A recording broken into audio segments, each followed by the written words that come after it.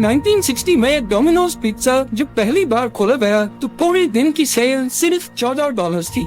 लेकिन कौन जानता था कि अखबार बेचने वाला बच्चा जिसको न बाप का सहारा मिला न माँ का प्यार, वो एक दिन 18,000 से ज्यादा पिज्जा आउटलेट्स का मालिक बनेगा। पर हालात के खिलाफ ये जीत किसी तरह से सीधी सादी नहीं थी। उधार पैसे लेकर शुरू किए जाने वाले पिज्जा स्टोर ने अपनी तरक्की की सफर में अनगिनत मुसीबतों के पहाड़ देखे। कभी भाई छोड़ जाता, कभी सारी जमा पूंजी फ्रॉड की नजर हो जाती, तो कभी पार्टनर का धोखा, और सबसे बढ़कर जिस नाम से स्टोर खोला गया वो नाम भी किसी और का था। लाखों डॉलर्स के कानूनी मुकदमे और घिनौनी वायरल वीडियो जिसने खेला उस रेपुटेशन के साथ जो डोमिनोज के मालिक ने सालों बाद बनाई थी। ये कहानी है थॉमस मॉनिगन की, जिसने इन सब मुश्किलात का सामना करते हुए जीरो से स्टार्ट लेकर $1 बिलियन एम्पायर करी थी। 1937 को थॉमस मॉनिगन मिशिगन के एक मिडिल क्लास घराने में पैदा हुए। इनके बाप ट्रक ड्राइवरी करके बड़ी मुश्किल से घर चला रहे थे और माँ नर्सिंग स्कूल में जॉब करती थी। सिर्फ 4 साल की एज में ही बाप चल बसे और माँ जो बच्चों को सपोर्ट नहीं कर पा रही थी, उन्होंने टॉम और उनके भाई जिम को 7 सालों के लिए गवर्नमेंट के हवाले कर दिया। टॉम का बचपन बहुत ही मुश्किलात से भरा हुआ था। न बाप का सहारा दिखा, न माँ का प्यार। देखी तो सिर्फ सरकारी फॉस्टर केयर और बोर्डिंग स्कूल की सख्तियाँ देखी। न हाई स्कूल ढंग से पास कर पाए, न ही कॉलेज। बड़ी मुश्किल से मिशिगन यूनिवर्सिटी में एडमिशन मिला, लेकिन अफसोस कि ट्यूशन फीस के पैसे भी नहीं थे। जिंदगी उनको तरह तरह के झटके दे रही थी। आखिरकार उन्होंने घर घर न्यूज़पेपर्स देने का काम शुरू कर दिया। यहीं से उन्होंने कारोबार की बेसिक्स सीखना शुरू की और पैसे बचाने का कोई मौका हाथ से नहीं जाने दिया। अभी वो कुछ संभले ही थे कि उनकी थोड़ी बहुत सेविंग्स भी एक फ्रॉड की नजर हो गई। यही वो पॉइंट था जब 1959 में टॉम के भाई जिम उनके पास एक आइडिया लेकर आए और यही आइडिया उनकी जिंदगी बदलने वाला था।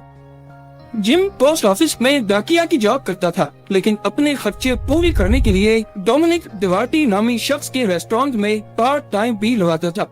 जिम के मालिक का एक रेस्टोरेंट मिशिगन में बंद पड़ा था और डोमिनिक ये रेस्टोरेंट औने पौने दामों बेचना चाह रहा था।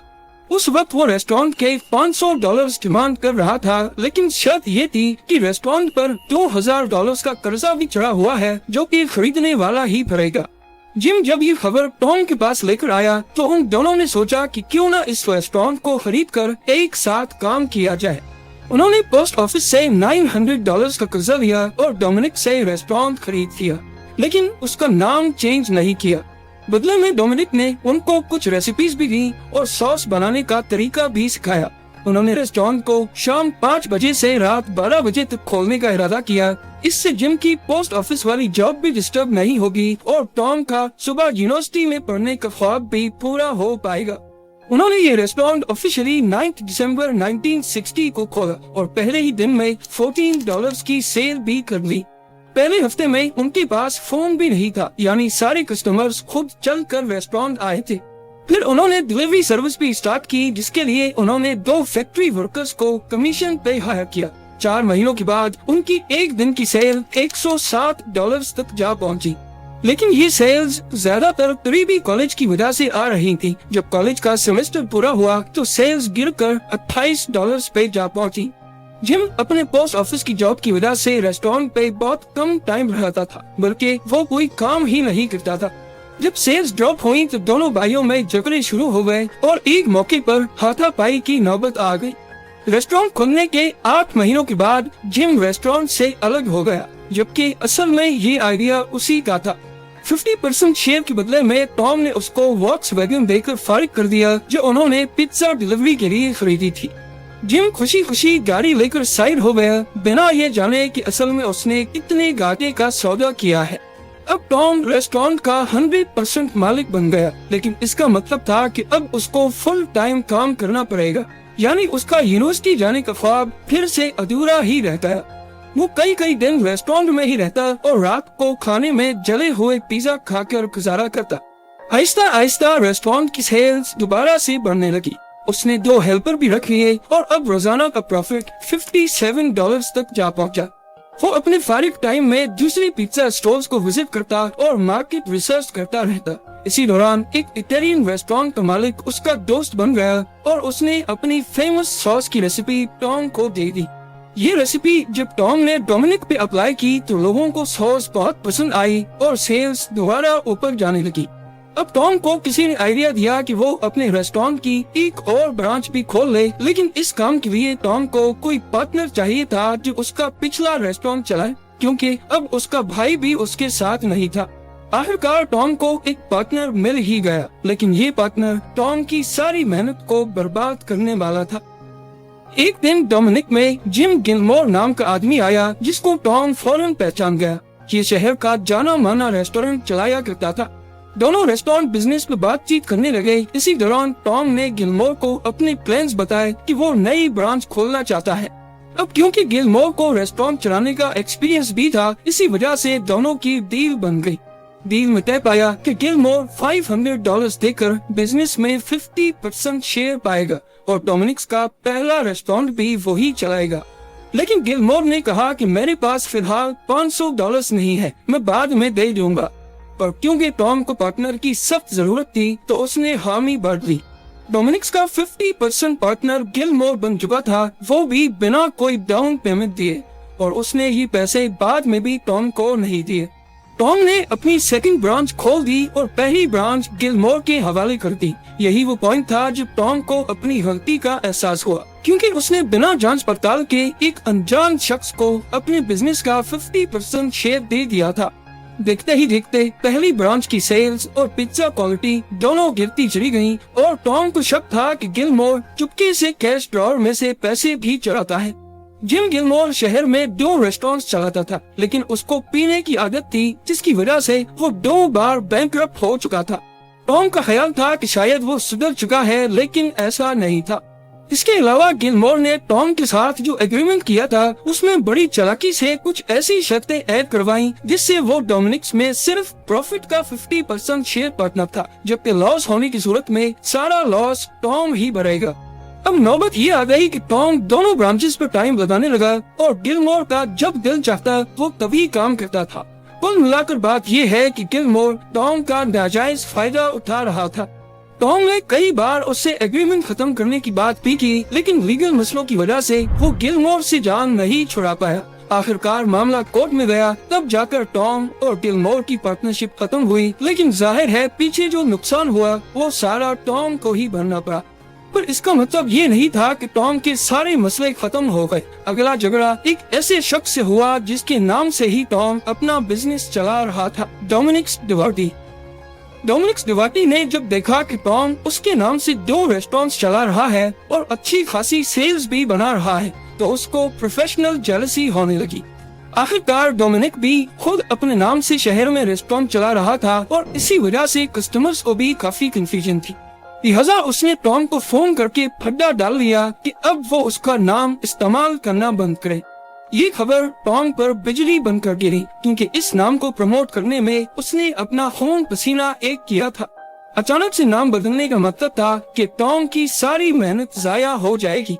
टॉम को किसी ने मशवरा दिया कि कोई ऐसा नाम रखे जो डोमिनिक से मिलता जुलता हो, क्योंकि उस वक्त लोग फोन बुक में नंबर ढूंढते थे और जब मिलता जुलता नाम होगा तो डोमिनिक के पेज पर ही टॉम के रेस्टोरेंट का भी नाम होगा। कई दिनों तक टॉम और उसकी टीम डोमिनिक से मिलता जुलता नाम सोचते रहे, लेकिन कोई एक भी समझ नहीं आया। आखिरकार एक पिज्जा राइडर ने एक नाम सजेस्ट किया और वो था डोमिनोज। टॉम को ये नाम बहुत अच्छा लगा। उस दिन के बाद वो डोमिनिक्स नहीं बल्कि डोमिनोज के नाम से काम करने लगे।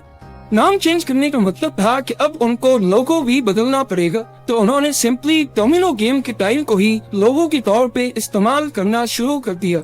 और क्योंकि उस वक्त उनके 3 स्टोर्स थे तो उन्होंने टाइल में 3 डॉट्स ही लगा दिए। अगली बार आप किसी को भी बता सकते हैं कि डोमिनोज के लोगो में इन 3 डॉट्स का मतलब क्या है। थॉमस मॉनिगन की पिज्जा बिजनेस को अब नया नाम मिल चुका था। उन्होंने रेसिपी में बेहतरी लाने और बिजनेस को प्रॉफिटेबल बनाने में खूब मेहनत की, लेकिन डोमिनोज की तरक्की की शुरुआत एक अजीब वाक़ये से हुई। एक दिन रेस्टोरेंट का काफी स्टाफ एक साथ छुट्टी कर बैठा। इस पर टॉम ने मेन्यू में से एक्स्ट्रा चीजें हटाकर सिर्फ पिज्जा सर्व किए। इस दिन डोमिनोज को सबसे ज्यादा फायदा हुआ। टॉम को एहसास हुआ कि ज्यादा बड़े मेन्यू से सिर्फ काम का लोड बढ़ता है, जबकि छोटा मेन्यू ज्यादा प्रॉफिट बना कर देता है। उस दिन की बात से डोमिनोज के मेन्यू में से एक्स्ट्रा आइटम्स हटा दिए गए और सिर्फ पिज्जा पर फोकस किया गया।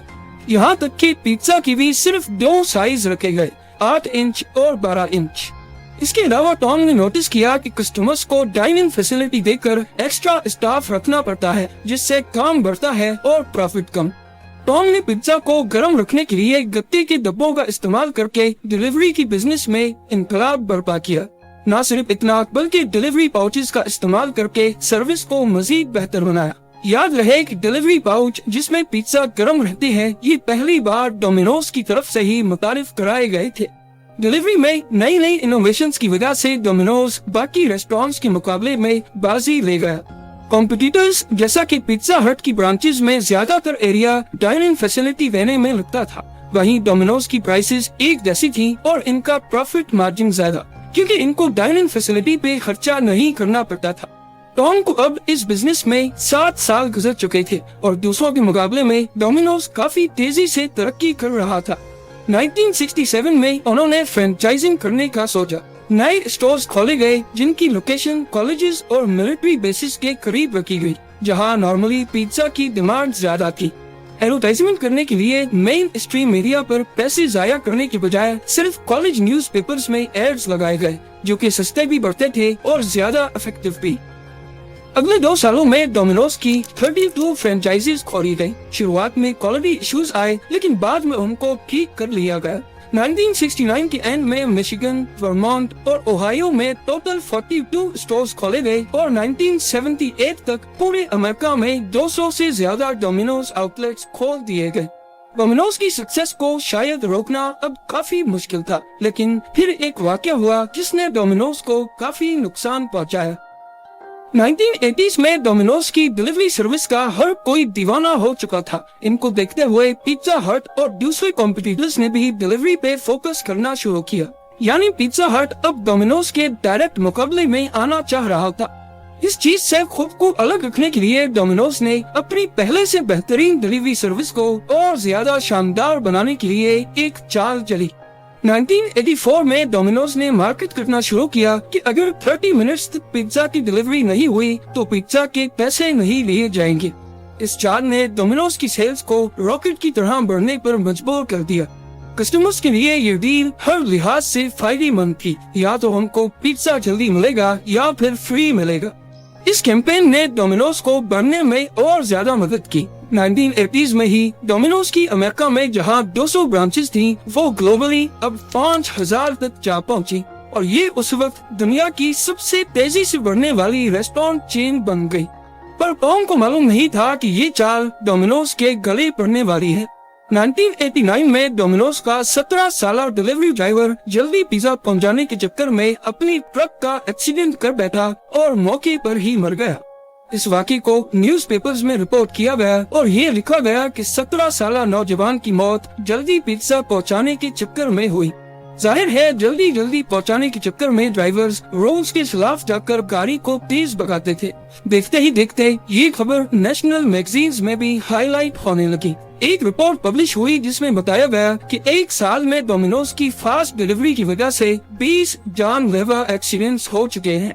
एक और हादसे में ड्राइवर ने एक कपल के ऊपर गाड़ी चढ़ा दी, जिसकी वजह से मौके पर ही बीवी की मौत हो गई। इस हादसे की वजह से डोमिनोज को $32 मिलियन जुर्माने के तौर पे अदा करने पड़े। 1993 में एक और केस आया जब डोमिनोज ड्राइवर ने रेड लाइट की परवाह किए बगैर गाड़ी चला दी और अगली गाड़ी में मौजूद लड़की की बैकबोन तोड़ गई। इस बार कोर्ट ने डोमिनोज पर $78 मिलियन का फाइन लगाया। इन सब वाकयात की वजह से डोमिनोज की डिलीवरी सर्विस पर बहुत तनकीद की जाने लगी। वो कैंपेन जिसने डोमिनोज को तरक्की की इस ऊंचाई तक पहुंचाया था, वो अब इनके गले पड़ चुकी थी। इस पॉइंट पर टॉम ने 30 मिनट्स डिलीवरी कैंपेन को आखिरकार खत्म करने का ऐलान कर दिया। जाहिर है जब कोई भी बिजनेस फेमस होता है तो साथ ही वो कंट्रोवर्शियल भी हो जाता है। पहले ड्राइवर्स के एक्सीडेंट्स और फिर डोमिनोज फाउंडेशन। इन सब के चलते 1998 में थॉमस मॉनिगन ने डोमिनोज को $1.1 बिलियन में बेच दिया। लेकिन कंट्रोवर्सीज का सिलसिला खत्म नहीं हुआ। 2009 में YouTube पे एक वीडियो वायरल हुई जिसमें दो डोमिनोज की वर्कर्स को बहुत अनहाइजीनिक तरीके से पिज्जा बनाते हुए देखा गया। कभी वो पिज्जा पर छींक कर उसको ओवन में डालते तो कभी नाक में उंगली डालकर उन्हीं हाथों से पिज्जा डो गूंथते। इस किस्म की टोटल 5 वीडियोस YouTube पे अपलोड हुई जिसने पिज्जा लवर्स के दरमियान डोमिनोज की रेपुटेशन को अच्छा खासा झटका मारा। डोमिनोज ने YouTube से कांटेक्ट करके वीडियोस डिलीट करने की रिक्वेस्ट की, लेकिन YouTube ने मना कर दिया। आखिरकार उन वर्कर्स को तलाश किया गया, जो कि इतना मुश्किल काम नहीं था क्योंकि उनका चेहरा वीडियो में जाहिर था। उन्होंने बताया कि असल में वो प्रैंक वीडियो बना रहे थे, जबकि ऐसा कोई पिज्जा किसी भी कस्टमर को नहीं भेजा गया। वर्कर्स के इस छोटी सी मजाक की वजह से डोमिनोज को काफी नुकसान उठाना पड़ा। पर आज डोमिनोज की दुनिया भर में 18,848 ब्रांचेस हैं, पिज्जा हट से 145 ब्रांचेस ज्यादा। जबकि एम्प्लॉयज की बात की जाए तो डोमिनोज के पास सिर्फ 13,500 है और पिज्जा हट के पास 3,50,000। आमदनी में डोमिनोज पिज्जा हट से करीब 4 टाइम्स ज्यादा सेल्स जनरेट करता है। यहाँ आपको ये भी बताता चलूं कि पूरी दुनिया में रोजाना 30 लाख डोमिनोज पिज्जा बनाए जाते हैं और डोमिनोज के ही एक शेफ जाग्रोस चाफ ने एक नहीं 2 मर्तबा वर्ल्ड्स फास्टेस्ट पिज्जा मेकर का रिकॉर्ड अपने नाम किया है, जिन्होंने 3 लाख पिज्जा सिर्फ 70 सेकंड्स में बनाकर दुनिया को हैरान कर दिया।